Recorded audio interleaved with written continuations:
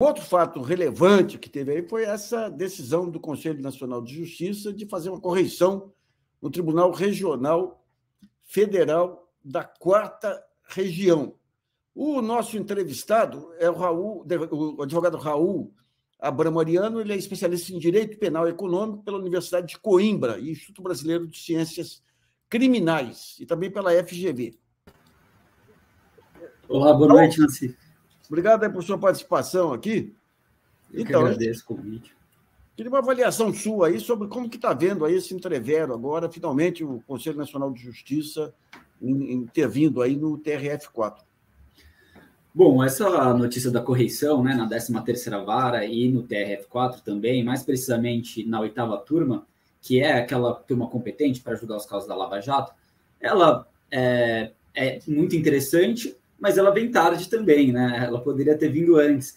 E a gente sabe que, pensando nos excessos da Lava Jato, de responsabilização administrativa mesmo, né, sanção aos magistrados, a gente teve o afastamento do Bretas lá na Lava Jato Rio, e parece que em Curitiba não houve muita movimentação. Agora, essa correção ela vem muito naquela litigância, né, entre o doutor Eduardo Apio e o Marcelo Mussolini.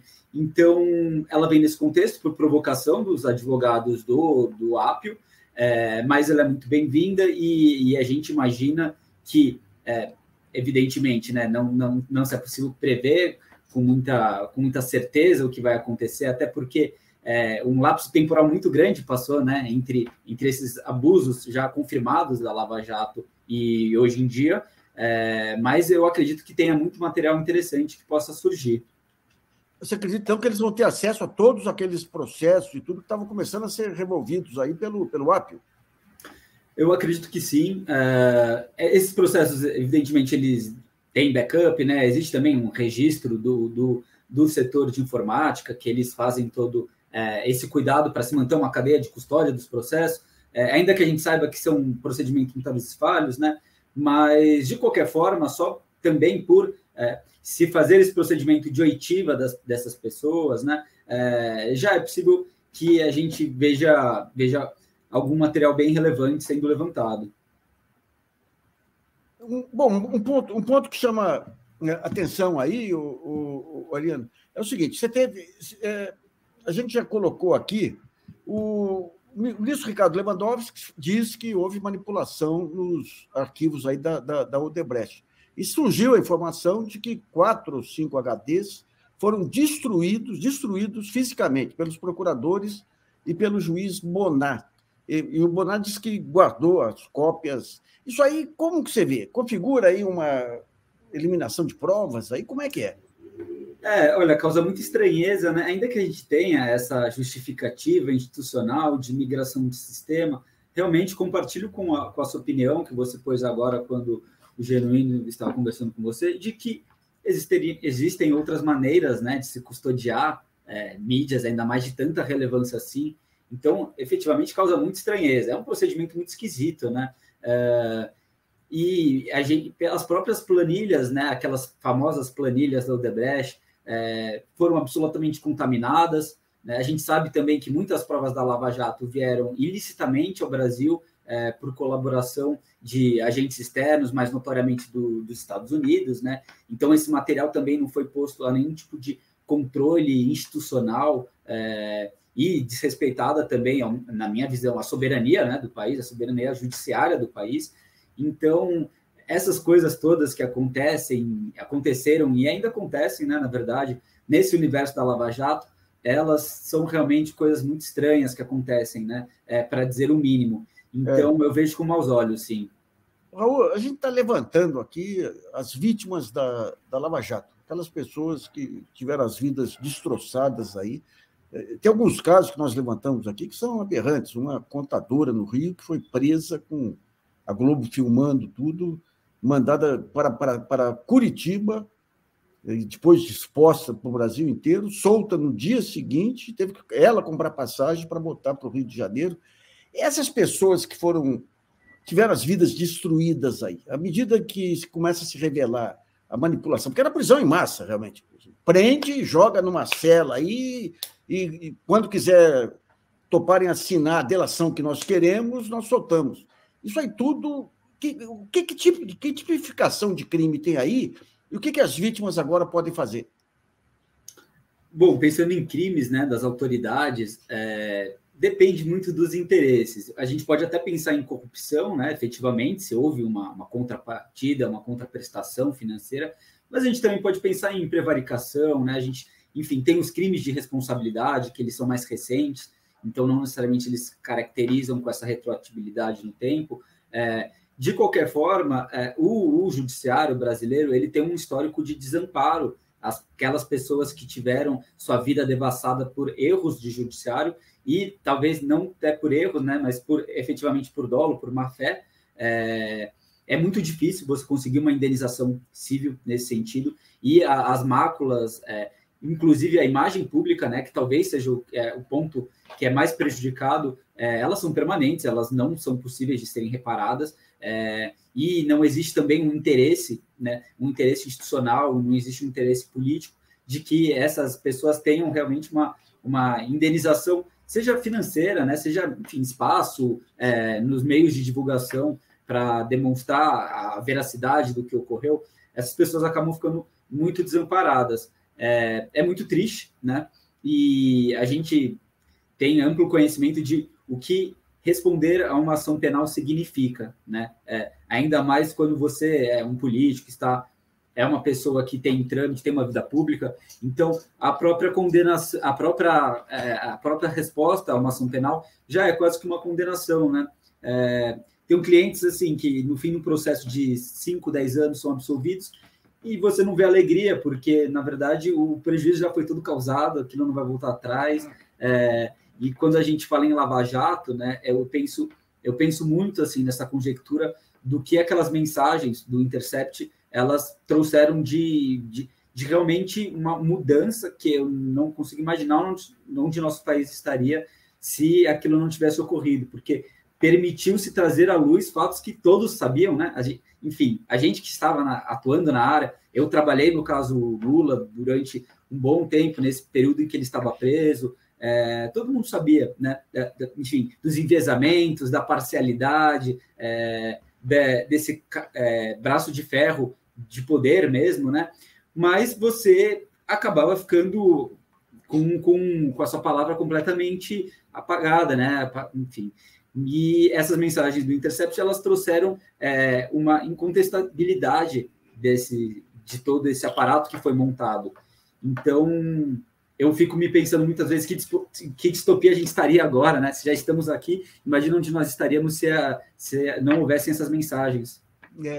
O IBC Crime, como é que vocês atuaram nesse período aí em que os advogados criminalistas aí foram criminalizados, a ponto do Joaquim Barbosa dizer que não recebia advogado? Indúbio pro società. Como vocês percebiam isso e como combater com a mídia inteira apoiando essa violência? Assim, completamente delicada a situação, e a gente tem casos, por exemplo, né, quando a gente teve o caso do falecimento, né, do sobrinho do Lula, que a gente foi a Curitiba fazer o pedido, e a gente ia lá no cartório, conversava com os cartorários, e eles diziam, não, ainda não se decidiu, ainda não despachou, e você abriu o celular, a decisão já estava circulando, né, na mídia, uma decisão desfavorável. Então, a gente muitas vezes procurava as informações nos blogs, porque não encontrava no processo, né, porque ainda não estava no processo. Então, fora toda essa dificuldade dessa atuação quase que extrajurídica que a gente tinha a fazer, também tinha essa falta de uma proporcionalidade material, né, uma paridade de armas, porque você tem um aparato institucionalizado do MPF com amplos servidores, assistentes para fazerem análises muito rápidas, né, de gigabytes e gigabytes de documento. E, por outro lado, a advocacia, por mais que você tenha um escritório combativo, um escritório bem constituído, você não tem um poder de Estado, né, você não tem esse aparato todo. Então, efetivamente, essa corrida contra o tempo, de ter que analisar um volume imenso de dados, num tempo muito escasso, de uma relevância extrema, acabava que anulava completamente as vidas pessoais, né, de todas as pessoas, e criava um sentimento de emergência constante, de a todo momento poderia acontecer alguma coisa, e ainda pode acontecer, né? Enfim. Que coisa. Você acha que o sistema judiciário aprendeu depois de todos esses abusos ou o espírito de corpo ainda é dominante? Olha, essa é uma análise muito difícil. Eu acho que existe uma sensibilidade maior a determinados temas, como, por exemplo, o tema da parcialidade. Então, se existe uma sensibilidade maior, mas é difícil você também traçar uma linha mais genérica, né? Porque os tribunais eles atuam muito autonomamente. A gente sabe que muitas vezes os tribunais de origem acabam também não acatando os precedentes do STJ e STF, que não são, na maioria das vezes, pensando aqui no processo penal, né? Não são, da maioria das vezes, muito pro réu também, e mesmo esses posicionamentos bem equilibrados ainda assim não são acatados. Então, se eu puder pensar numa lição assim que o judiciário eventualmente tenha tirado dessa história toda, eu acabo sendo bastante pessimista, tá? Eu acabo pensando que talvez os procuradores no futuro eles sejam mais cuidadosos com as mensagens deles e talvez os juízes também, né? Então, assim, né? A gente está nesse contexto de que um hacker pelo que se tem ciência, não capacidades ilimitadas de acesso às informações, conseguiu acesso a esse material, muito em decorrência também de uma dificuldade desses próprios autores desse material de esconder esses passos, né? Agora é gozado, né? Quando começou esse negócio do Telegram no Ministério Público, era visto como quem não usasse Telegram não tinha status aí. O amadorismo aí ajudou nesse sentido aí, né? Com certeza. Essa questão que a gente estava abordando com o Genuíno aí da autocrítica do Toffoli, tem alguma consequência? Não sei, expor mais uma vez aí a justiça, não? Olha, consequência jurídica eu não consigo verificar. Sinceramente, eu acho que não existe muito caminho. Eu me alinho bastante à fala do Genuíno, ainda que eventualmente você possa fazer, né, um pedido, um desagravo, algum pedido de correção, algo nesse sentido, eu vejo uma possibilidade muito pequena de ter qualquer tipo de repercussão judiciária. Agora, consequências políticas, elas existem e elas vão tomar proporções também de acordo com como for trabalhada essa questão, né? Por isso que é tão importante esse papel que você faz aqui, né? Que as mídias que muitas vezes apresentam visões alternativas aos jornais de grande circulação, e os jornais de grande circulação que têm também os aparatos de investigação mais consolidados, né? Também não podemos desprezar isso. Então, eu acho que no campo político existe muito a ser feito. No campo jurídico, eu já sou novamente pessimista quanto a alguma possível responsabilização. Tá. Deixa eu só pegar aqui, agradecer aqui o 100 Brasil, que mandou várias mensagens aqui. Revisor do caso Lula leu 250 páginas em 6 dias. Esse é um dos escândalos aí. Aí não foi o TRF4, aí foi a 13ª Vara com o juiz que antecedeu. Destruíram por causa do Tacla Duran. Bom, a gente tem todos esses pontos aí, vamos esperar agora o que o CNJ pode fazer lá em relação ao TRF4. Mas você já viu, tem algum caso similar aí de um tribunal com esse grau de atrevimento em relação à justiça, ou, Raul? Eu, sinceramente, desconheço. Assim, né, a gente pensando agora que existem também 2 universos de processo penal diferentes. Existe o universo do processo penal do colarinho branco, né?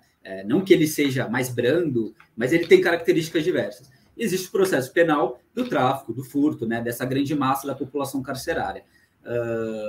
O que a gente vê de atrocidades sendo cometidas nesses casos, digamos, de menor repercussão, né?